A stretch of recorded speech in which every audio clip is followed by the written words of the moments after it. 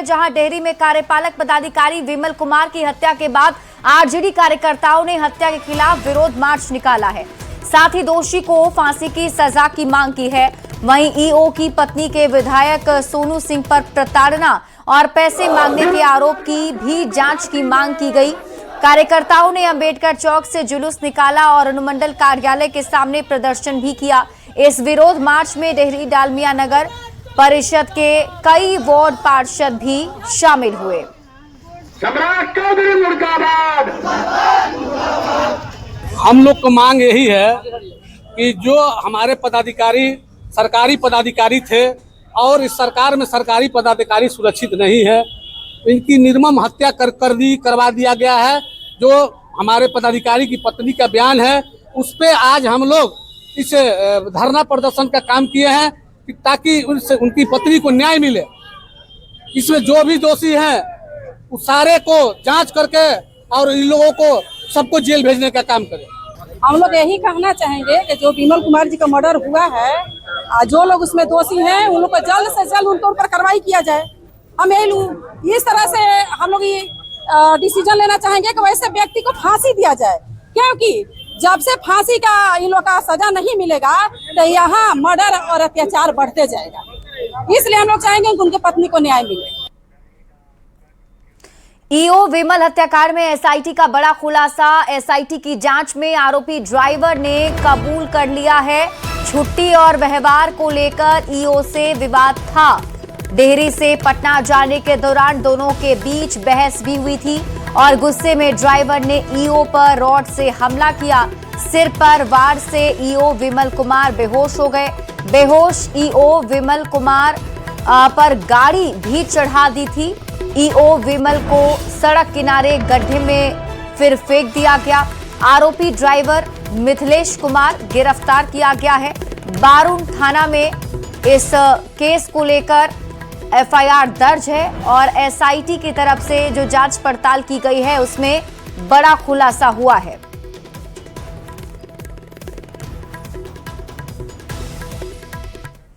बढ़ते हैं आगे और बात अगली खबर की। बिहार के नगर निगम और नगर परिषद में जारी सफाई कर्मियों की हड़ताल अब खत्म हो गई है। हड़ताल के 8वें दिन नगर विकास मंत्री नीतीश मिश्रा की पहल पर सफाई कर्मचारी संघ के नेताओं की बैठक हुई। सफाई कर्मियों की मांगों पर विचार के बाद हड़ताल खत्म हो गई है। सफाई कर्मियों की ज्यादातर मांगें मान ली गई हैं। कुछ और मांगों को कैबिनेट में रखा जाएगा। हड़ताल खत्म करने के ऐलान के बाद सफाई कर्मचारी संघ के नेताओं ने कहा कि आज से ही बिहार में सफाई शुरू हो जाएगी और जल्द ही सभी शहरों को साफ कर दिया जाएगा।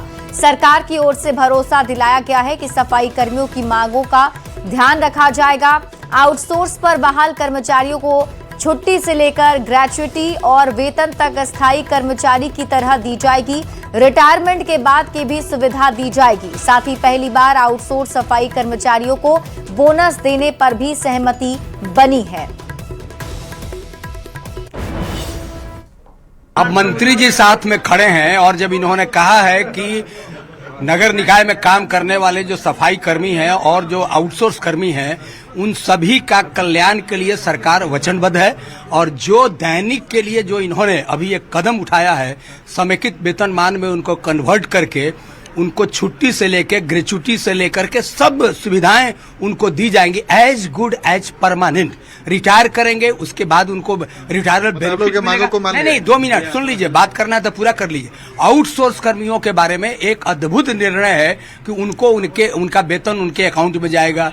वो उनको बोनस जो कंसेप्ट नहीं था आज तक, ये कंसेप्ट डेवलप हुआ कि आउटसोर्स कर्मियों को बोनस भी मिलेगा। तो सरकार इसमें कदम बढ़ा रही है और ड्राइवर जो काम करते हैं वो उनको गाड़ी खराब होने के नाम पर जो ब्लैकमेलिंग है वो सब बंद किया गया। उनको लगातार वेतन मिलेगा। तो अद्भुत हुआ है निर्णय। मजदूर के पक्ष में माननीय मंत्री जी के द्वारा सारी बातें रख दी गई है और उसका जिम्मेवारी माननीय प्रधान सचिव जी के जिम्मे है। वो पत्रोकरण निर्गत आदेश निर्गत अभी कुछ देर के अंदर करेंगे। माननीय मंत्री जी ने मंत्री से हटकर मानवता का ख्याल किया। ये सफाई कब से शुरू हो जाएगा? सफाई हम अभी यहाँ से जाएंगे, बैठक करेंगे। निश्चित रूप से रात्रि दिन मिला के सारे शहर को, बिहार राज्य के गंदगी को हटाने का काम करेंगे। साथियों का जिन्होंने हम पर विश्वास किया और जो इनकी मांगे थी, हमने तो संकल्प, जब हमारे आदरणीय प्रधानमंत्री जी ही स्वच्छता कर्मियों का इतना सम्मान करते हैं तो हम सबका दायित्व बनता है कि जो समाज में सफाई का काम करते हैं, हमारे शहर को साफ सुथरा रखते हैं, उनके कल्याण के लिए, उनके वेलफेयर के लिए हमको जो भी निर्णय लेने होंगे वो निर्णय हम लेंगे। बहुत सारे पर हमने अभी सहमति दी है। कुछ निर्णयों के लिए एक समिति बनाने का भी निर्णय लिया है, कुछ निर्णयों के लिए हमें राज्य मंत्री परिषद की भी स्वीकृति की आवश्यकता पड़ेगी। तो एक विश्वास इन्होंने हम पर किया है और मेरी भी ये कोशिश होगी कि जो विश्वास इन कर्मियों ने हम पर किया है उस विश्वास को हम जमीन पर उतारें। इतना मुझको विश्वास के लिए हम सब के प्रति हम आभार व्यक्त करते हैं। तो बिहार में सफाई कर्मियों की हड़ताल खत्म होने के बाद दरभंगा नगर निगम में मिठाई खिलाकर खुशी मनाई गई और सभी ने सरकार के प्रति आभार भी जताया है। दरभंगा नगर निगम में करीब 1500 सफाई कर्मी हड़ताल पर थे। हड़ताल खत्म होने के बाद सभी कर्मी शुक्रवार से शहर की साफ सफाई व्यवस्था में फिर से जुट जाएंगे।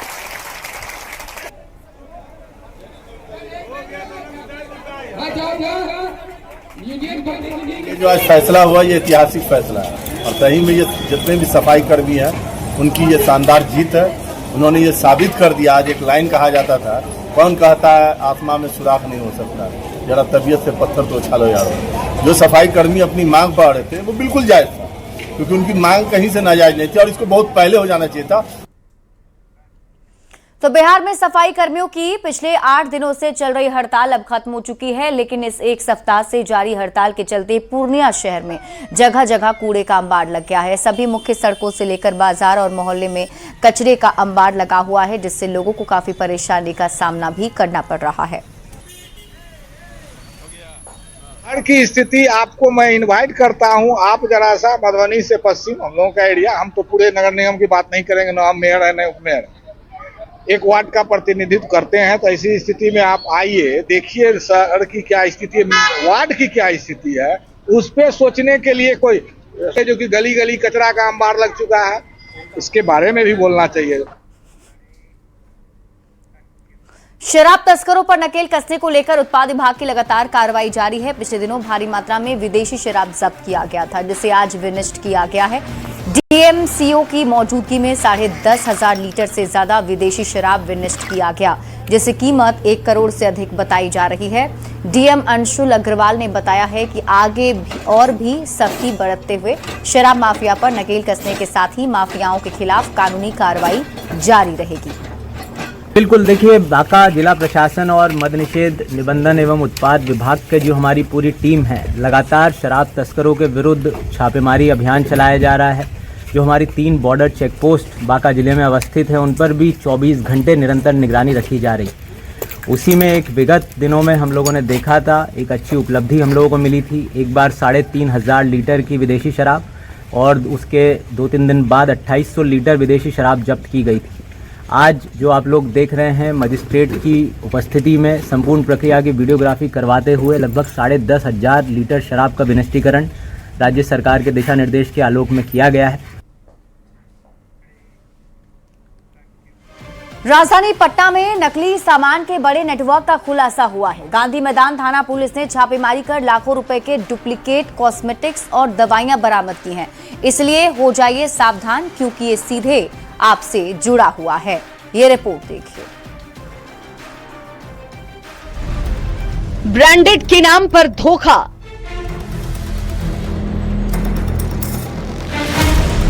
डुप्लीकेट कॉस्मेटिक और दवाइयां जब्त, असली की आड़ में नकली का धंधा,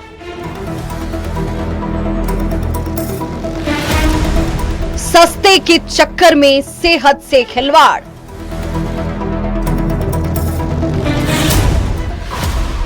पटना पुलिस का बड़ा एक्शन।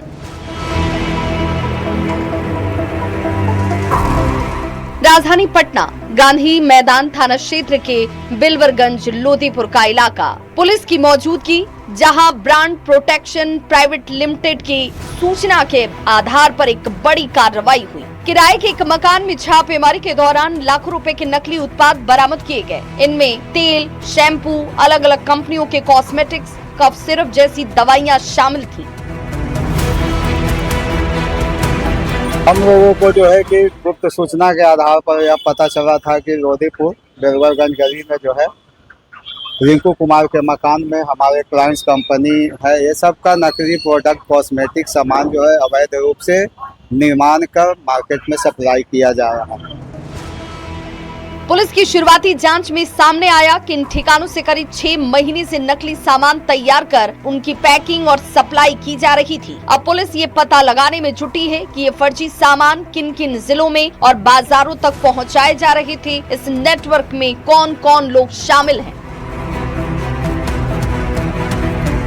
सजूबाग के अंदर लोधीपुर के पास एक स्टोर रूम में कुछ कॉस्मेटिक्स के सामान, नकली सामान बरामद हुए हैं और जो कारोबारी है वो तो फरार हो गया, लेकिन सामान बरामद हुए हैं और बरामद सामान को गांधी मैदान थाना द्वारा जब्त कर और विधिवत कार्रवाई की जा रही है, प्राथमिकी दर्ज की जा रही है। पुलिस ने जब्त किए गए सभी सामान को कब्जे में लेकर कानूनी कार्रवाई शुरू कर दी है। साथ ही इस पूरे नेटवर्क की पहचान और उससे जुड़े अन्य लोगों की गिरफ्तारी के लिए छापेमारी भी जारी है। लेकिन इन सब के बीच कुछ जरूरी सलाह जो जानकार हमेशा देते हैं। नकली कॉस्मेटिक और दवाइयों का इस्तेमाल त्वचा, बालों और स्वास्थ्य के लिए गंभीर नुकसान पहुंचा सकता है। इसीलिए हमेशा अधिकृत दुकानों से ही सामान खरीदें। Packing, hologram, batch number, expiry date और MRP जरूर जांच लें। अगर किसी उत्पाद पर आपको जरा भी शक हो तो तुरंत संबंधित कंपनी या स्थानीय प्रशासन को इसकी सूचना दें। पटना में हुई इस कार्रवाई ने एक बार फिर ये साबित कर दिया कि नकली सामान का कारोबार सिर्फ कंपनियों को ही नहीं बल्कि आम लोगों की सेहत और सुरक्षा के लिए भी बड़ा खतरा है। ऐसे में सतर्क रहना और केवल भरोसेमंद जगहों से ही खरीदारी करना बेहद जरूरी है। पटना से न्यूज़ 18 के लिए धर्मेंद्र कुमार की रिपोर्ट।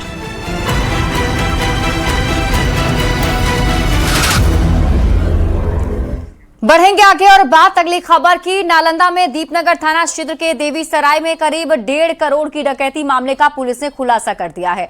पुलिस ने छापेमारी कर 4 डकैत को गिरफ्तार किया है। इनके पास से डकैती की गई सोने, चांदी और डायमंड के आभूषण बरामद किए गए हैं। इसके अलावा करीब 17 लाख रुपए नकद भी बरामद हुआ है। इतना ही नहीं, चांदी से सामान भी बरामद किए गए हैं। पुलिस ने छापेमारी के दौरान 2 देसी पिस्टल, 16 जिंदा कारतूस, 2 मोबाइल भी बरामद किया है। एसपी ने बताया कि सभी डकैत डकैती की घटना को अंजाम देकर बाबा धाम के लिए निकल गए थे, जहां पुलिस ने मोबाइल को सर्विलांस पर लेकर गिरफ्तारी की है।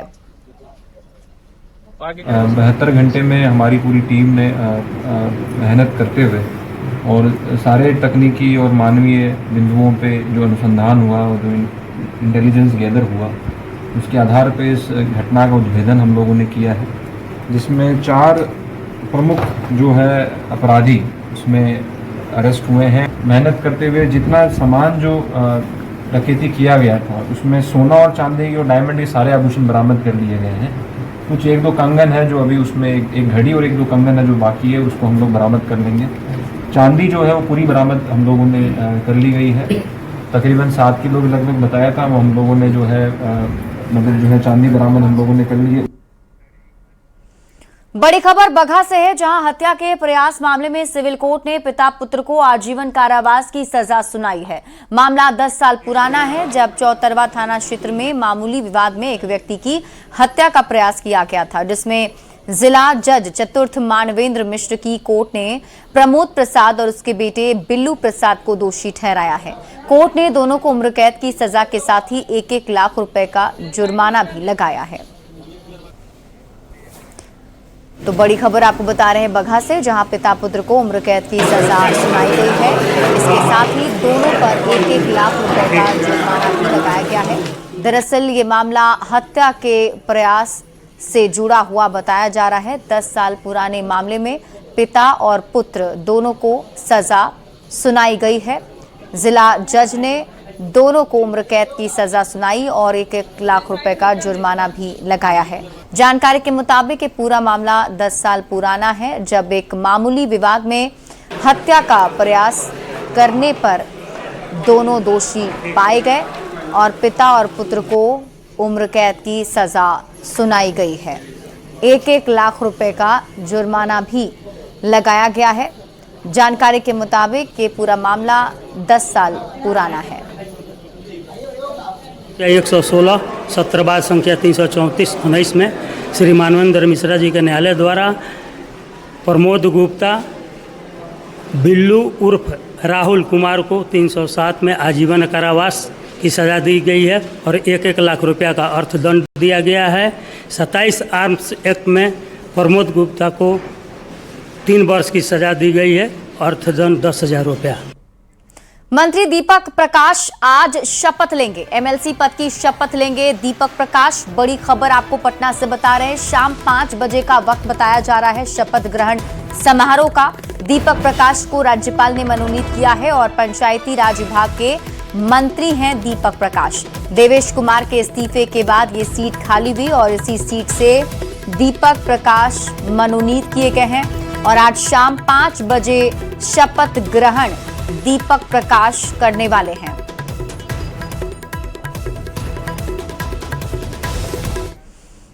बिहार विधानसभा के विस्तारित भवन में आज विधायकों के लिए एआई तकनीक के साथ साथ डिजिटल ट्रेनिंग दी गई और इस ट्रेनिंग में विधायकों के साथ साथ मुख्यमंत्री सहित विधानसभा अध्यक्ष और विधान परिषद के सभापति भी मौजूद रहे।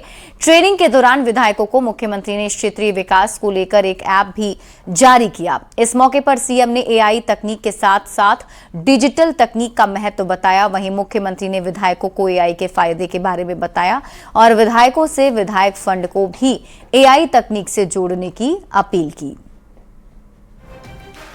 इस साल में आज दुनिया का प्लेटफॉर्म सोशल मीडिया हो गया और सोशल मीडिया में भी अब आर्टिफिशियल इंटेलिजेंस का प्रयोग यदि आप नहीं कर रहे हैं तो आप दुनिया से बाहर हैं, अपने क्षेत्र से भी बाहर हैं। एक साथ 400 बूथ पर हम समीक्षा नहीं कर सकते, लेकिन यदि एआई से जुड़ जाए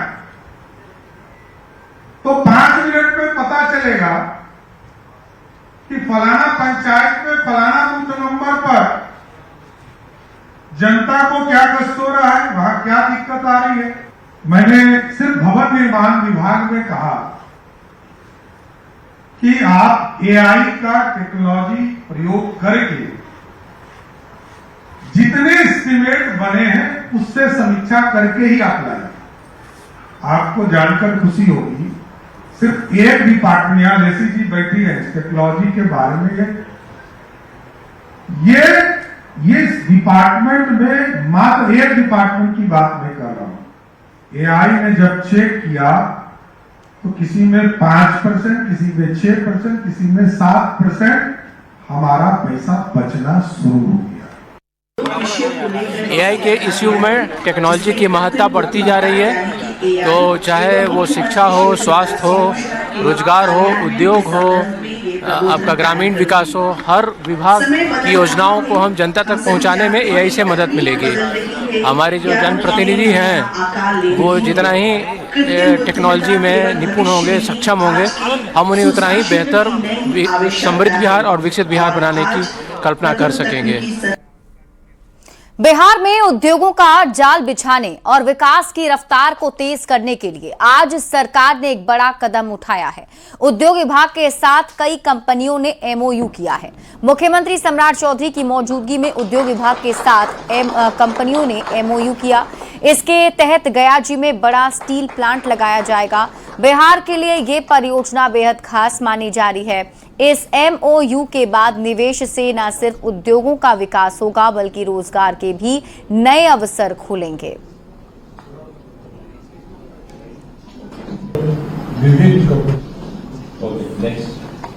नक्शल iron and steel private limited, सभी लोग लगभग 10 कंपनी है, सभी लोगों ने आज एमओयू साइन किया। मैं स्वागत भी करता हूँ। बिहार में इन्वेस्टमेंट के लिए आप आए, आपका स्वागत भी है और आपको जो फैसिलिटी हमारे नियम के तहत हम देते रहे हैं हम जरूर मजबूती से आपको देंगे और बिहार स्टील हब भी बने। जिस तरह के आज एमओयूज हुए ये प्रतीक है कि यदि 6 से 7 स्टील प्लांट्स हमारे यहाँ लगे इसका मतलब स्टील का हब भी बनने वाला है बिहार। इसके लिए सबको बधाई देता हूं। और कई टेक्सटाइल से जुड़े हुए साथी ने अपना मैन्युफैक्चरिंग यूनिट यहाँ बनाने के लिए और नीचे के लेयर पर भी काम करने के लिए सहमति दिया।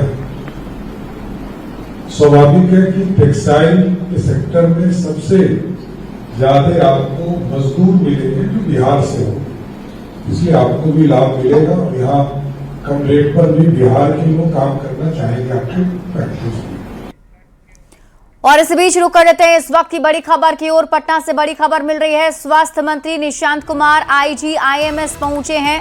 कई नई स्वास्थ्य सुविधाओं का उद्घाटन स्वास्थ्य मंत्री ने किया है। कमांड सेंटर और क्रिटिकल केयर ICU का शुभारंभ हुआ। नई डायलिसिस यूनिट और मॉड्यूलर OT कॉम्प्लेक्स भी शुरू हुआ है। हर्बल गार्डन का भी उद्घाटन स्वास्थ्य मंत्री ने किया है। उद्घाटन के बाद कई परियोजनाओं का लोकार्पण भी हुआ। IGIMS के वरिष्ठ अधिकारी भी इस कार्यक्रम में मौजूद रहे। तो बड़ी खबर आपको पटना से बता रहे हैं। स्वास्थ्य मंत्री निशांत कुमार ने IGIMS में बड़ी सौगात दी है।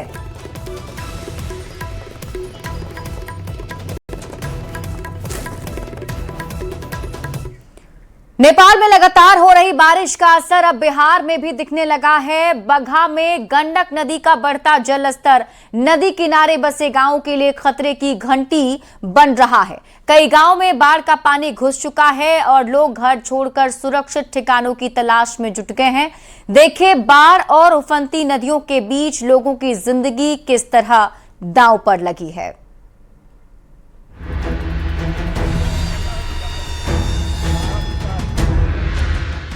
ये तस्वीरें सिर्फ बाढ़ की नहीं बल्कि उन लोगों की बेबसी की हैं जिनकी जिंदगी हर साल पानी की धार के साथ बहने लगती है।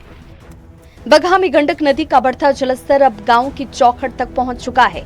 चकदहवा और झंडू टोला जैसे गांवों में घरों के आसपास पानी भर गया है। लोग अपने बच्चों, बुजुर्गों और मवेशियों को बचाने की जद्दोजहद में लगे हैं। जिन आंगनों में कभी बच्चों की किलकारियां गूंजती थीं, वहां सन्नाटा पसरा है। सिर्फ पानी और चिंता नजर आती है। वाल्मीकि नगर बैराज से छोड़े गए लाखों क्यूसेक पानी ने हालात और बिगाड़ दिए हैं। दूसरी ओर रामनगर के दोन इलाके में उफनाई पहाड़ी नदियां जिंदगी पर भारी पड़ रही हैं। बहुअरवा दोन का 11 साल का मासूम आंसू मुंडा नदी की तेज धारा में बह गया। परिजन और ग्रामीण उसकी तलाश में भटक रहे हैं। ये सिर्फ एक परिवार का दर्द नहीं है बल्कि हर उस गांव की कहानी है जहां नदी अब जीवन नहीं, डर का दूसरा नाम बन चुकी है। नौरंगिया दून पंचायत के कई गांव पानी से घिर चुके हैं। 2 पंचायतों के 22 गांवों का मुख्यालय से संपर्क टूट चुका है।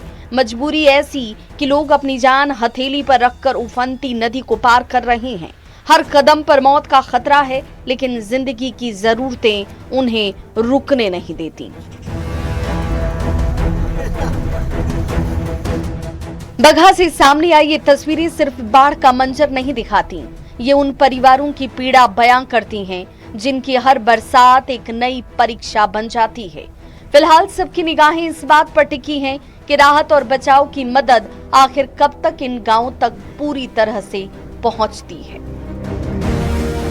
न्यूज़ 18 के लिए बगहा से मुन्ना राज के साथ ब्यूरो रिपोर्ट। खबर जमुई से है, जहां लक्ष्मीपुर प्रखंड के +2 हाई स्कूल आनंदपुर के कई छात्र समाहरणालय पहुंचकर डीएम से गांव में ही स्कूल संचालन की गुहार लगा रहे हैं। समाहरणालय पहुंचे छात्र छात्राओं ने मेन गेट के सामने जमीन पर बैठ गए और +2 हाई स्कूल का संचालन उनके गांव में ही किया जाए, इसकी मांग की। दरअसल शिक्षा विभाग ने स्कूल को जिस गांव में शिफ्ट किया है वो 10 से 12 किलोमीटर दूर है। ग्रामीणों का कहना है कि जिला शिक्षा पदाधिकारी ने पहले आदेश दिया कि स्कूल का संचालन आनंदपुर गांव में ही होगा, फिर आदेश को निरस्त कर बसमता गांव में ही स्कूल चलाने का नया आदेश से छात्र और ग्रामीण नाराज हैं। ये है सर कि हमारा जो भाई बहन है इन लोग को बहुत सारा तकलीफ हो रहा था और लगभग 15 दिन से 12 दिन से ये लोग स्कूल में है और 6 महीना इसका एग्जाम बचा हुआ है। इन लोग का भविष्य के साथ खिलवाड़ किया जा रहा है। ना कोई टीचर आ रहा है वहाँ पढ़ाने। इन लोग को आश्वासन दे दिया कि हम आते हैं अनंतपुर में, और डीओ साहब लेटर जिस दिन से निकाले उसके 2 दिन बाद जो प्रधान शिक्षक हैं इन लोग को बोले कि आप लोग सोमवार से 27 तारीख से अनंतपुर में आप लोग को पढ़ाएंगे। सारा बच्चा अनंतपुर जा रहा है रेगुलर पढ़ने। एक भी दिन कोई ना टीचर आया, ना कोई अफसर या कोई भी मतलब जांच करने भी नहीं आया। सर हम लोग यहाँ पे डीएम सर से मिलना है। हम लोग स्कूल के बारे में कुछ बात करना है। हम लोग उन्हीं से बात करेंगे, डीएम सर से ही हम लोग को बात करना है। सर जब हम लोग का लेटर निकल आया है कि स्कूल मंडे से आनंदपुर में चलेगा, हम लोग मंडे से बैठे हैं स्कूल में, तो अभी तक टीचर क्यों नहीं आ रहे हम लोग को पढ़ाने।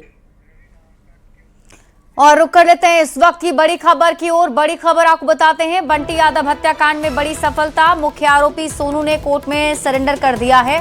पुलिस ने मेडिकल कराकर जेल भेजा है। इससे पहले भी गिरफ्तारी हुई थी। पिछले महीने ही बंटी यादव की हत्या हुई थी। और इसी